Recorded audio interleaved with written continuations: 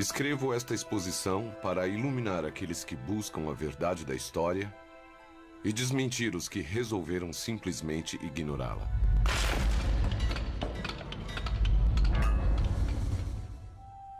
Com este livro de memórias, limparei o meu nome e mostrarei em detalhes a evolução que Irineu Evangelista de Souza trouxe para o Brasil.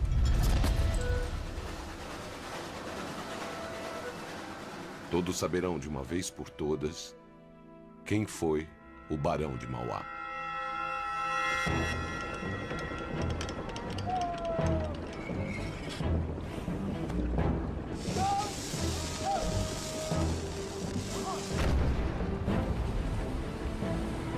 Em 1850, o Brasil era pressionado pela Inglaterra a abolir imediatamente o tráfico negreiro.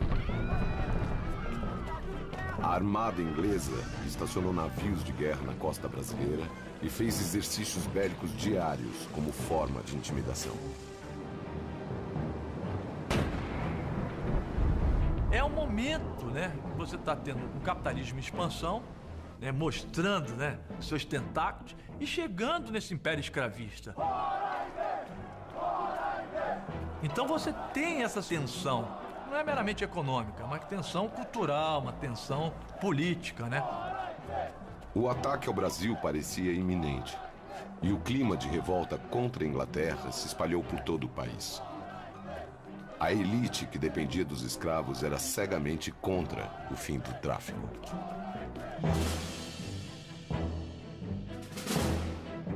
Ultrajados, pediam que o imperador Dom Pedro II se posicionasse contra a Inglaterra. O imperador está discutindo patriotismo, dignidade nacional. Aí aparece o empresário no meio do caminho, que não é ministro, que não é nada, que não tem incumbência, não tem poderes, não tem procuração, não tem nada disso, e que se enfia no meio. O imperador não tinha saída. Ou declarava guerra à armada mais poderosa do mundo, ou acabava com o tráfico e desferia um pesado golpe contra a sua elite. O momento é da transição. Dois mundos muito diferentes, o velho e o novo, né? Um tempo velho e um tempo novo, acontecendo no mesmo momento. Mas eu tinha um plano que iria agradar a todos.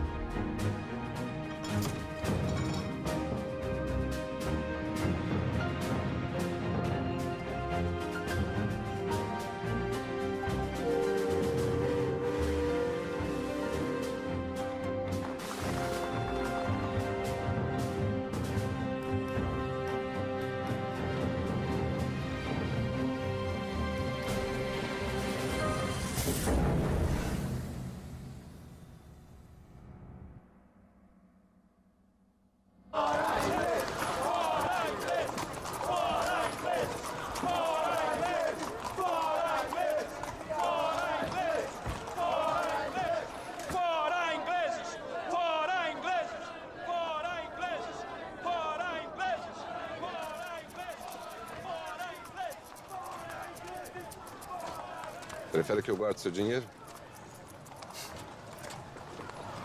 Talvez seja mais seguro.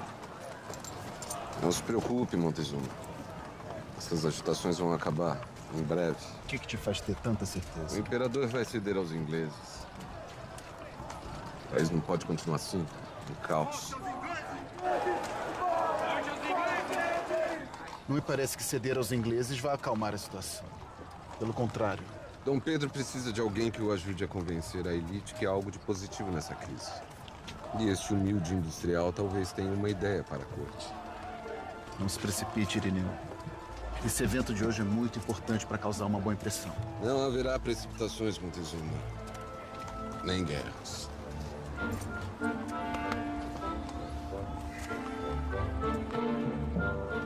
Irineu Evangelista de Souza, futuro Visconde do Mauá, era um sujeito perspicaz, era um sujeito inteligente, Ele via antes do tempo. Nasceu numa família no interior do Rio Grande do Sul. E o pai dele foi assassinado quando ele tinha 5, 6 anos de idade. E aí ele vem, muito criança, para o Rio de Janeiro, trazido por um tio. Ele vai ser caixeiro numa casa comercial. E também, muito cedo, ele vai trabalhar na casa Carruthers. Eu acho que é aí que vem um negócio interessante. Repara, ele não tem família, ele não tem origem, ele não tem passado, ele não tem nada e ele é um menino. Tinha uma solidão enorme, né? E, ao mesmo tempo, um grande desejo de ser alguém. Quando ele estava com 20 e poucos anos, ele começou a viajar. O Carruthers, que foi um dos seus mentores, leva ele para a Inglaterra e mostra para ele esse mundo das finanças. Então ele percebe tudo, ele percebe a indústria, percebe os serviços públicos, percebe os bancos, percebe a reciclagem do capital. Era um furacão. A Inglaterra era a grande modernidade cosmopolita daquele tempo. E o Mauá, desde criança, teve uma educação inglesa que ele adquiriu pelo contato com Carruthers. E quando ele vai para a Inglaterra e volta para o Brasil, ele percebe que ele pode ser o inglês do Brasil. Ele estava embebido da ideia de trazer uma certa modernidade empresarial para o Brasil.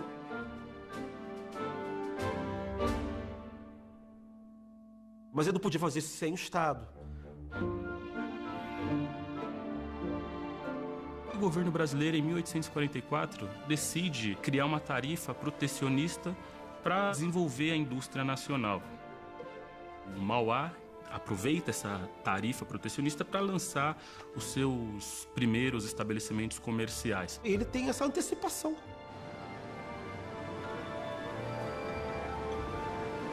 Ele vai ser o pioneiro, ele vai ter vantagens, ele não vai ter concorrência.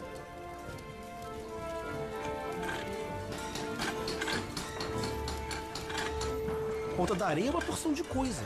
É estaleiro, fabrica cilindros, máquinas a vapor, fabrica cano. Ela é uma fundição também.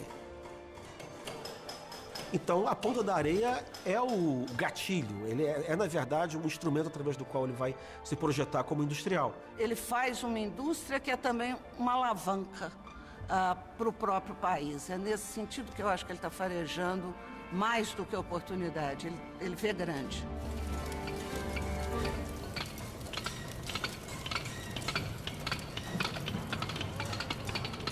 Mauá é um dos primeiros brasileiros a sair do nada e chegar a ser um grande empresário, a ser uma pessoa importante economicamente. Isso para alguém com a visão aristocrata, com a visão de estadista do Dom Pedro II, é um alienígena.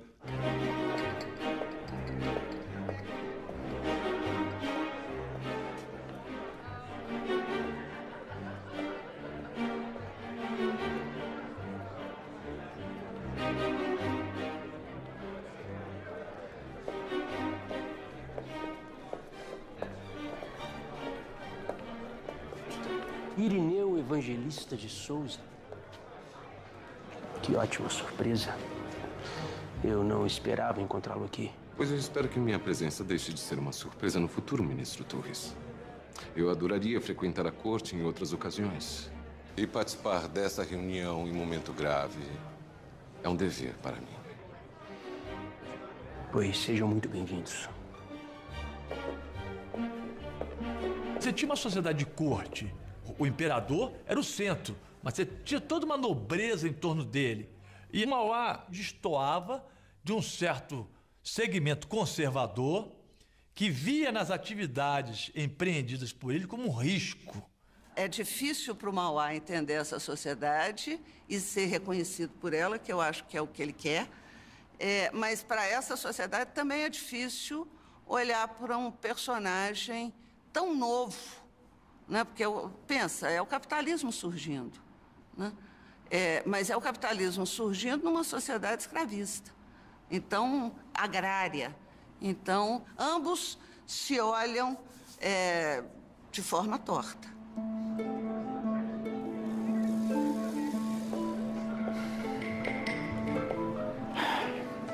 Os ânimos estão por demais exaltados.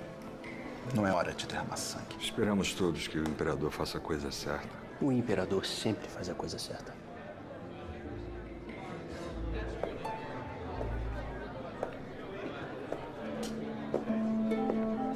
Irineu.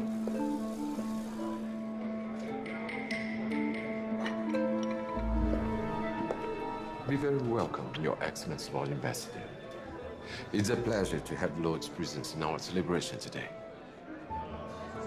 I take this opportunity to tell you that many Brazilians share the same opinions of in England. There's no room for slavery in the future, sir.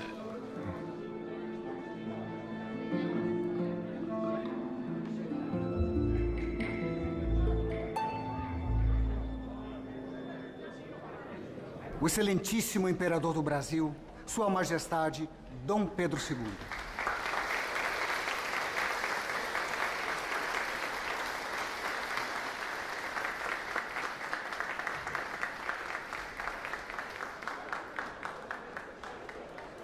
Perdeu o juízo? Todos aqui odeiam os ingleses. Em breve todos estaremos do mesmo lado. A Inglaterra começa a pressionar o Brasil já nas primeiras décadas do século XIX para que o Brasil decrete o fim da escravidão. Desde 1810 a Inglaterra vem pressionando. Em 1831, o parlamento brasileiro assina uma lei que proíbe a entrada de africanos escravizados no Brasil. O tráfico continuou, ilegalmente, com o governo fazendo assim, né? Assim, não estou vendo nada, né? E daí que vem a expressão, a lei é para inglês ver.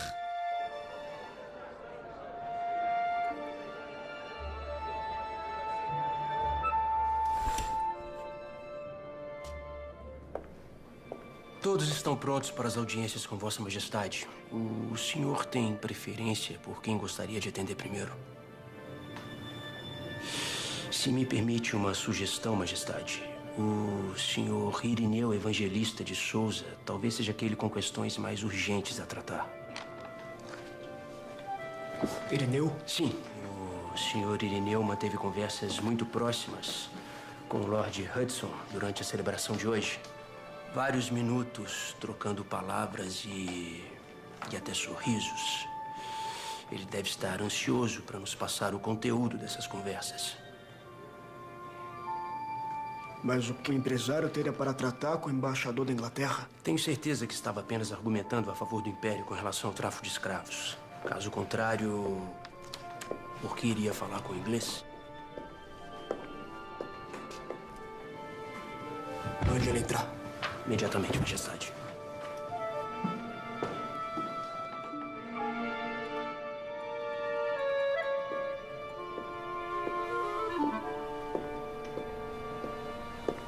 Senhor Irineu. Ministro Torres. Majestade, é uma honra.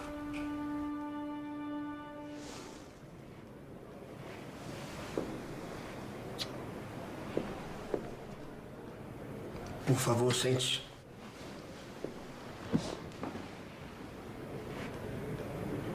Majestade, se me permite, eu sou... Ministro. Obrigado, Majestade.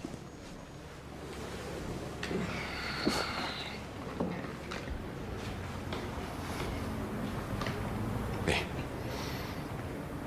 eu estou bastante confiante diante da situação. Eu entendo que os ingleses têm um jeito truculento de resolver as coisas, sim. Mas essa crise também é oportuna, Majestade. Eu acredito que se o tráfico de escravos Senhor acabar... Irineu, o que o Império deveria fazer? Em que sentido? O sentido do que o senhor dizia sobre o fim do tráfico de escravos. O senhor me parece um tanto empolgado enquanto muitos estão preocupados. Gostaríamos de ouvir a sua opinião. Cederia a Inglaterra ou começaria uma guerra? Gostaríamos de entender como um liberal com tamanha bagagem econômica enxerga a situação atual. Se o senhor estivesse no meu lugar, o que o senhor faria?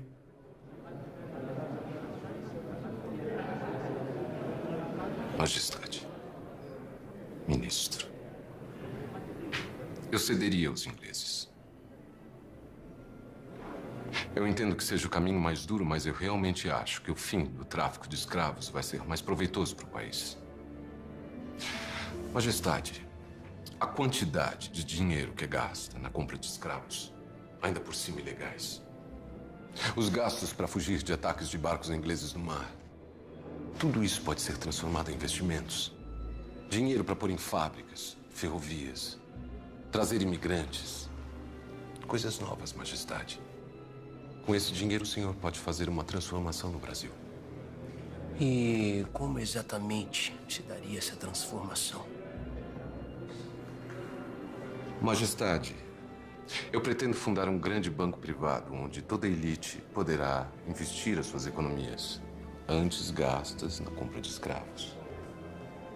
Então, se eu pudesse escolher, eu diria que o senhor deve ceder à Inglaterra, o quanto antes.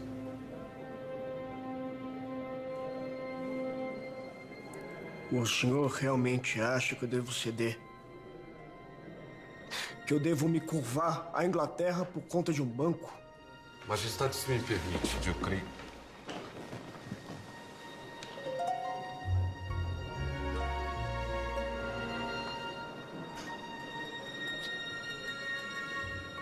O senhor realmente pensa muito como inglês, não é?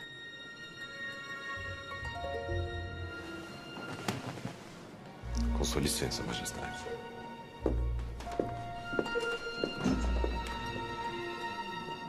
O imperador e sua elite não eram fáceis de se convencer. Mesmo que a proposta fosse para salvar o pescoço deles. Memórias, todos saberão de uma vez por todas quem foi o Barão de Mauá. Dom Pedro precisa de alguém que o ajude a convencer a elite que há algo de positivo nessa crise. E este humilde industrial talvez tenha uma ideia para a corte. Eu pretendo fundar um grande banco privado onde toda a elite poderá investir as suas economias. O senhor realmente acha que eu devo me curvar à Inglaterra por conta de um banco? Majestade, se me permite.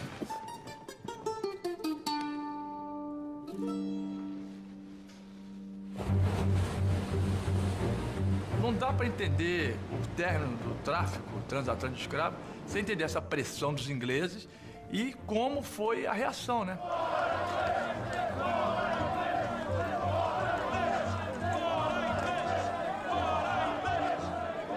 O Brasil resistiu não só para abolir o tráfico negreiro, mas também resistiu para abolir a escravidão. Porque a escravidão ela era um dos principais pilares que sustentavam o Império Brasileiro. Gente, nós estamos inseridos numa sociedade escravista. O hábito é ser dono de escravo. E isso é uma das coisas mais terríveis, né? Capitais intensos eram gastos com o tráfico de escravos, que davam um lucro medonho. E aí você vai vender a ideia de que a abolição do tráfico é antinacional, ela visa destruir a economia brasileira, que isso é uma venda ao imperialismo inglês.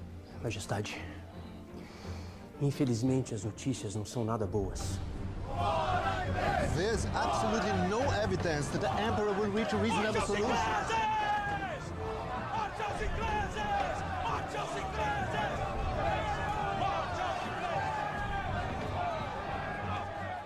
As informações vindas do Ministério das Relações Exteriores dão conta de que a pressão dos ingleses irá aumentar nos próximos dias. Não se preocupe, eles não irão atacar. Desculpe, Majestade, mas o senhor precisa tomar uma decisão quanto antes. Eles não irão atacar.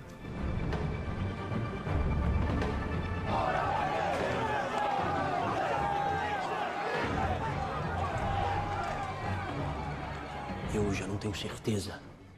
Eu temo que o tempo esteja se esgotando. Eu decido, ministro, se o tempo está se esgotando ou não. Será que esses ingleses não percebem o desserviço que eles estão fazendo aqui? Eu estou tentando resolver essa questão de uma forma não traumática para o meu povo. E eles apontam os canhões para os nossos portos. Sim, Majestade, sim. Mas não podemos acreditar no bom senso vindo dos ingleses. Perdão por insistir, mas os ingleses não estão mais dispostos a aguardar uma decisão. Nós precisamos nos posicionar imediatamente, ou então... Ou então... o quê?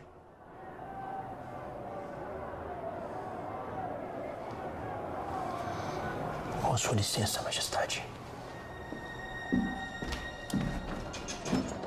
A relação do Dom Pedro com o tráfico de escravos é, de certa forma, mediada por grupos políticos que defendiam aguerridamente a escravidão. A elite econômica e política do país não vai abrir mão, porque ela está olhando para suas fazendas e dizendo, mas o prejuízo vai ser enorme. Dom Pedro II resolveu esperar para ver até onde os ingleses iriam. Tem uma pressão que está colocando em jogo a soberania nacional. A política ferve. E a situação chega a um ponto insustentável.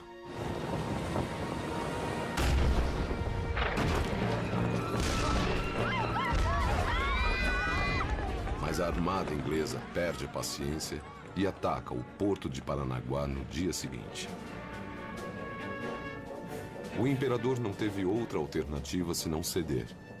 Em 4 de setembro de 1850, ele finalmente assinou a Lei Eusébio de Queiroz, que já tramitava há anos.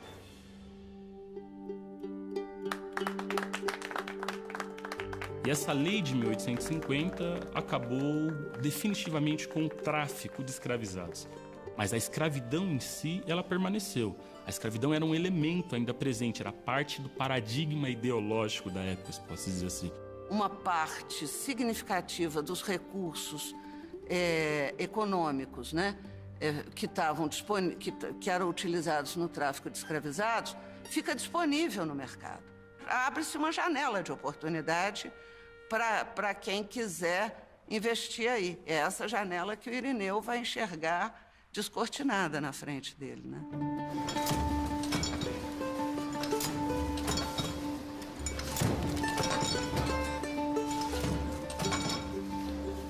A crise com a Inglaterra e a insatisfação que o fim do tráfico negreiro gerou para os conservadores abalaram a imagem do Império. Essa era a minha chance de reconquistar Dom Pedro e seguir com o meu plano. É aqui que imprimem os jornais dos conservadores? Meu amigo. Como vai? Vou bem, meu amigo, vou bem. Precisando de um favor. Claro. Quero espalhar esse artigo por toda a cidade. Agora, ele precisava de amigos do Estado, conhecer os políticos e fazer o tomar lá da cá. Era assim que o jogo funcionava, né? Você precisava de ter amigos dentro do Estado e era preciso que os interesses do Mauá coincidissem com os interesses do Estado brasileiro. Irineu, por acaso você mudou de lado? Eu não tenho lados, Francisco. É nos momentos de crise que reconhecemos um verdadeiro líder. E recentemente o Brasil descobriu que é comandado pelo maior deles. A coragem e sabedoria que nosso imperador demonstrou foi algo inédito em nossa história. O que parecia um sinal de fraqueza era, na realidade, um sinal de força. Ao fazer um acordo com os ingleses, Sua Majestade Dom Pedro II evitou o derramamento de sangue dos nossos homens e abriu as portas para o futuro. E essa coisa da parceria política não tinha a ver com partido, não. Todos se juntavam nessa questão de dinheiro, tá? É como você diz, o dinheiro não tem cheiro. Então repare bem que ele é um homem importante do Império, por mais que ele seja ligado ao Partido Liberal, mas ele tinha conexões com o poderoso Partido Conservador. Esferas de contatos. Pessoas com quem ele tinha a capacidade de criar cumplicidade, conhecimento, percepção de oportunidade de mercado. E essa é a característica do Irineu. Repara, tudo que ele faz, ele farejou a oportunidade. Senhor Irineu, já conhece o ministro das Relações Exteriores, senhor José Paulino Soares de Souza? De longa data. Como vai, meu caro Paulino? Não tão bem quanto você, meu amigo. Irineu, Majestade. achei o seu artigo muito oportuno. Expôs com precisão nosso atual momento. É nada mais do que penso, Majestade. Resta-nos agora recolocarmos a economia nos eixos e A sua ajuda será de grande valor para o Império. O plano para isso já está traçado, Majestade. Eu espero que eu possa lhe expor as ações que pretendo tomar para incentivar o banco. Ah, o banco?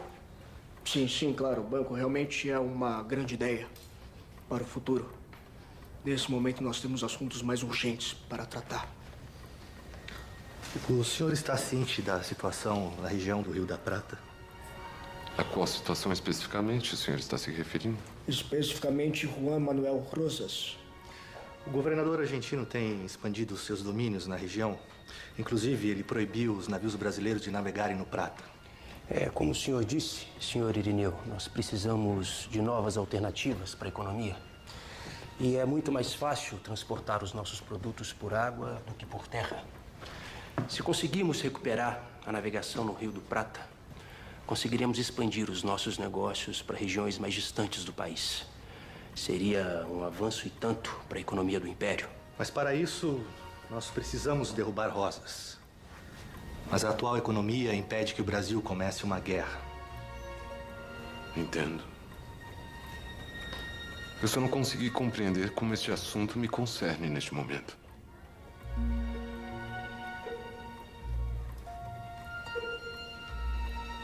Quem vai financiar essa guerra é você, Irineu.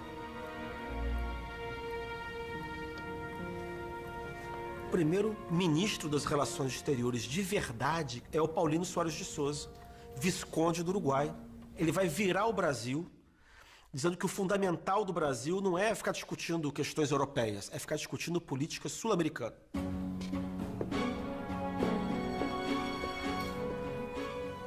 O Brasil tinha uma política de abrir a navegação do Rio da Prata, porque nós não tínhamos estradas que nos levassem até o Mato Grosso. Então era absolutamente estratégico você ter o domínio do rio, você precisava ter a livre circulação. O meio de locomoção mais fácil que existe nesse momento é pela água. Então você ter acesso a um grande rio é uma coisa disputada no mundo inteiro. No Uruguai, você estava vendo um cerco a Montevidéu, promovido pelo Uribe, sustentado pelo ditador de Buenos Aires, Juan Manuel Rosas. Você tem a Confederação Argentina, através de Rosas, tentando controlar o Uruguai, exatamente por causa da região do Rio da Prata. Quem tiver o controle ali tem poder.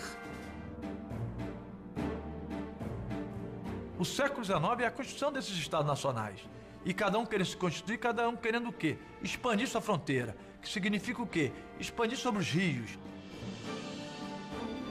Era interesse do Brasil que o Uruguai não se fundisse com a Argentina, porque você ia ter o Rio da Prata no meio do país, né? Aí não era legal. Então o que o Paulino, genial, imaginou? Nós precisamos sustentar a Praça de Montevidéu, mas nós não podemos sustentar pessoalmente com dinheiro do Império, para não dar na pinta. Então o que a gente vai fazer? O Mauá tá cheio de dinheiro para dar aí, dar e vender. Isso não pode ser verdade. Esse documento é muito sério. Irineu, você entendeu o que eles estão te pedindo? Eu entendo que você quer se aproximar do imperador por causa do banco, mas isso aqui é demais. Você não acha? O que está por trás desse pedido é que você financie uma guerra. Ponta de Areia poderá facilmente fornecer as armas e os navios que o Uruguai precisa. O país inteiro será meu devedor. O imperador precisa de mim. O Brasil não pode entrar em guerra contra a Argentina agora. Mas eu posso. Com essa frieza, você vai ficar rico mesmo. Mas você sabe o custo dessa fortuna, não sabe? A gente morrendo. Cidade embaixo de bomba. Você vai ganhar dinheiro financiando a morte.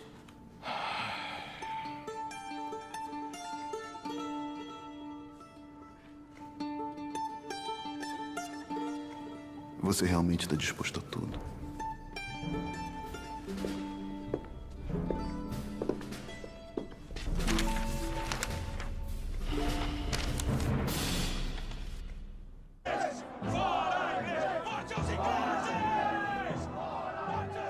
Estou tentando resolver essa questão de uma forma não traumática para o meu povo. E eles apontam os canhões para os nossos portos.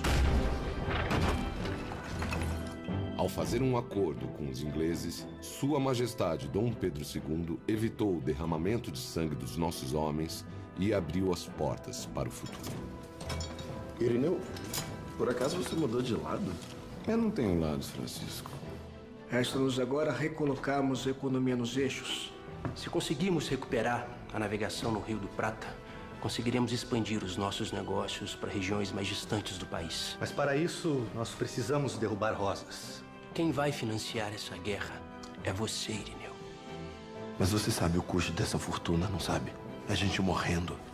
Cidade embaixo de bomba. Você realmente está disposto a tudo?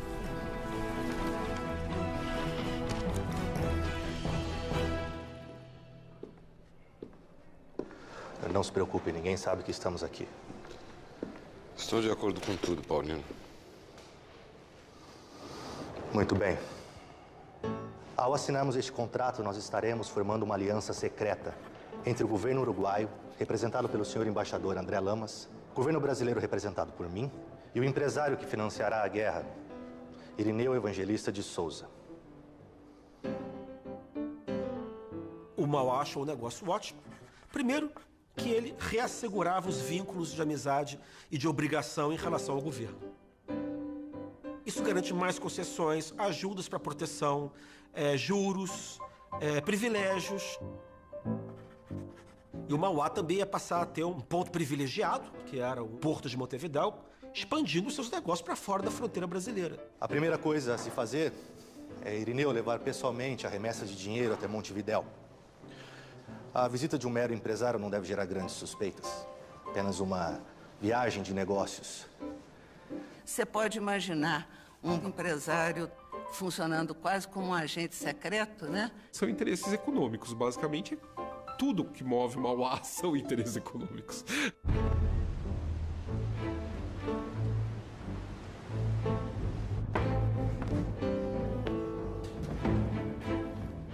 Serão remessas mensais de 12 mil pesos fortes uruguaios que deverão ser entregues religiosamente à capital.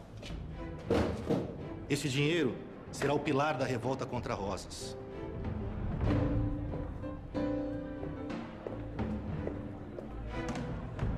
Também farão parte do acordo a entrega de material bélico e o recrutamento de mercenários europeus para se juntarem ao exército uruguaio.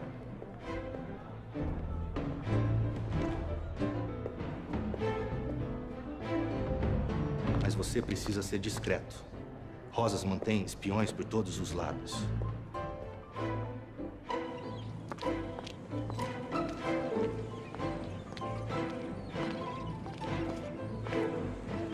Se você for descoberto,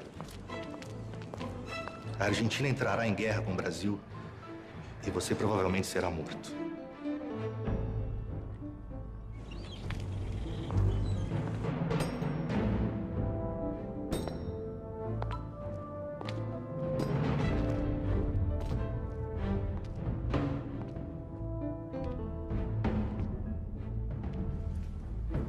Irineu?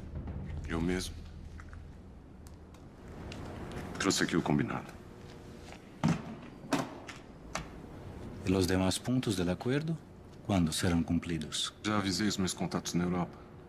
Em breve, os soldados mercenários chegarão a Montevidéu. A fabricação dos armamentos e das embarcações já está em fase avançada. Em poucos dias, tudo estará pronto para começarmos a sua guerra. Nuestra guerra. Me despeço aqui. Devo voltar para o Brasil antes que eu seja descoberto. Você provavelmente já ha sido descoberto.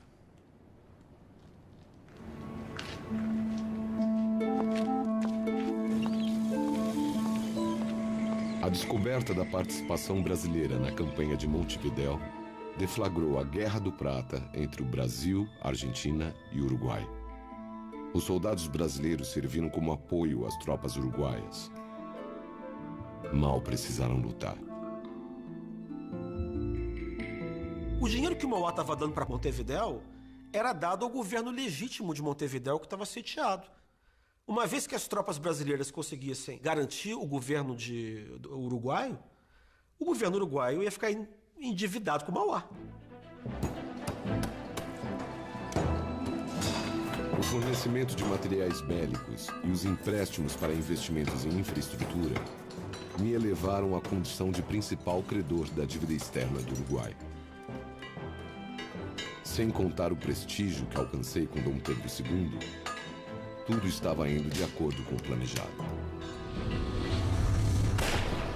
O espírito de associação, meus senhores, é um dos elementos de prosperidade mais fortes de qualquer país. E, por assim dizer, a alma do progresso. Este novo estabelecimento de que fazeis parte abre um caminho que, com o andar do tempo, se transformará em larga estrada à prosperidade pública. O Banco do Brasil, do qual honradamente tomo posse, é a fonte para o país do futuro.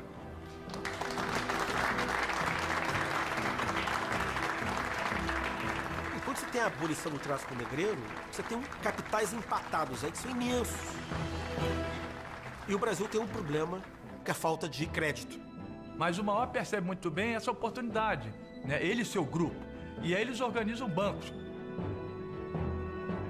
Por exemplo, o Banco do Brasil, privado, que foi conhecido como Banco do Brasil de Mauá. Então ele captava os recursos dos depósitos e jogava por crédito. Para justamente o quê? Alavancar a atividade comercial, né? Indiretamente possibilitando gerar outros negócios. Mas a essência é que, para ele, a riqueza é um meio de viabilizar projetos. Se eu tenho as ideias e tenho dinheiro, e tenho influência no Estado, ninguém me segura. Ele abre um conjunto imenso de empreendimentos industriais, serviços públicos. Ele vai deter praticamente o monopólio do crédito no Brasil. E, uma vez que ele está com o olho no Uruguai, é bom imaginar também que ele vai abrir uma filial do banco dele em Montevidéu. Ele é o banco emissor de notas do Uruguai. Um banco privado emissor de notas. É a principal casa bancária no Uruguai. Imagina o poder do Mauá. Agora, aconteceu um problema. Qual é o problema? É muito poder para uma pessoa privada. Impressionante. Irineu Evangelista de Souza atualmente detém 1/3 do orçamento do Império. Um empresário que veio do nada, se tornou o homem mais rico do Brasil, é notável. E como o senhor acha que ele conseguiu essa façanha notável? Julgo ser frutos do Banco do Brasil, Majestade.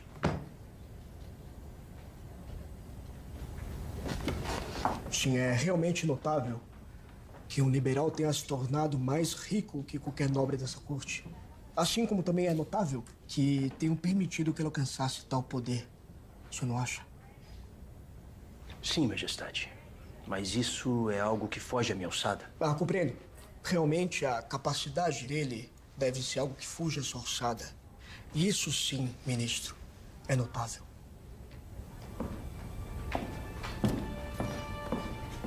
Isso é uma situação inédita. Um empresário do tamanho, da importância, da riqueza, do poder de Mauá. Então o que acontece? Ele vira uma espécie de elefante em loja de louça. Né? Quer dizer, a força dele, bem empregada, serve aos interesses da construção do Estado Nacional, a garantia da segurança das fronteiras, da unidade, tudo isso. Mas o dinheiro não tem cheiro e não tem casa. Os interesses do Mauá estavam na Inglaterra, estavam na Argentina, estavam no Uruguai. O Dom Pedro olha muito torto para o Irineu, né? Ele vê no Irineu algo que o ameaça, talvez, do ponto de vista da questão do poder, né? E o Irineu talvez veja no Dom Pedro todo o poder que ele gostaria de ter. Vocês se sentiriam tranquilos num país onde um empresário tivesse tanto poder?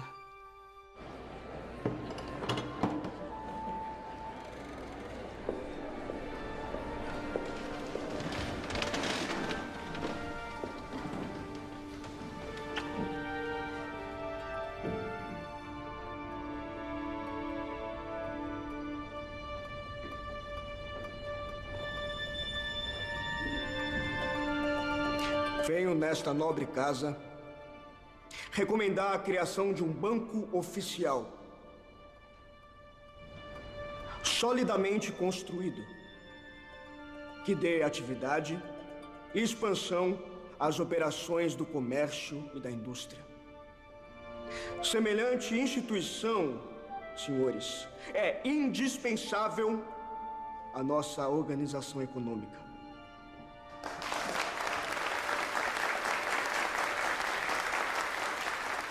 O que estava em disputa era a questão da emissão de dinheiro, ou seja, do controle do dinheiro em circulação. Já pensou deixar na mão do Mauá isso?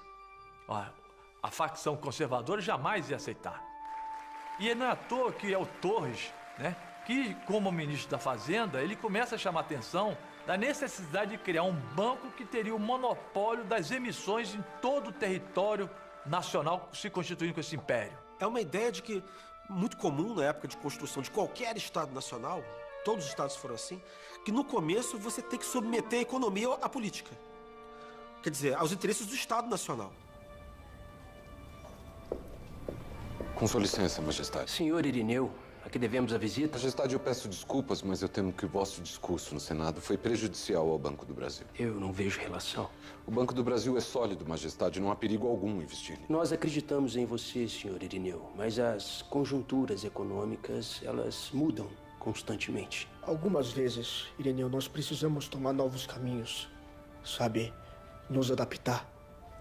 Continue apostando no Banco do Brasil, Majestade. Senhor Irineu, a política econômica atual indica que a criação de um novo banco, um banco oficial sob os olhos do Império, será o melhor para o momento.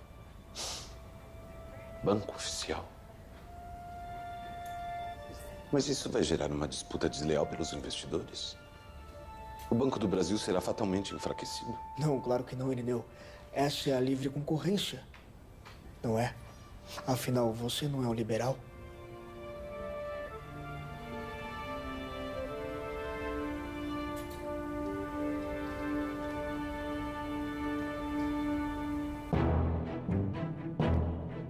O discurso de Dom Pedro II pedindo a criação de um novo banco desestabilizou a economia do país e gerou uma crise financeira.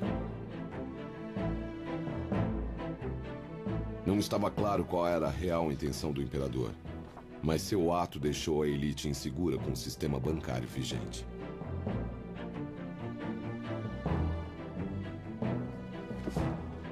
O que o Mauá estava pensando é que ele tinha a confiança do governo brasileiro, que eles não iam embaraçar as iniciativas dele, e, como industrial, obviamente ele precisava de crédito. E não podia ficar tirando do bolso dele. Fazer política com o governo é um jogo. Eles podem mudar as regras quando bem entendem. Para manter a soberania dos meus negócios, eu só tinha uma chance: convencer o Congresso a barrar a criação do Banco Oficial.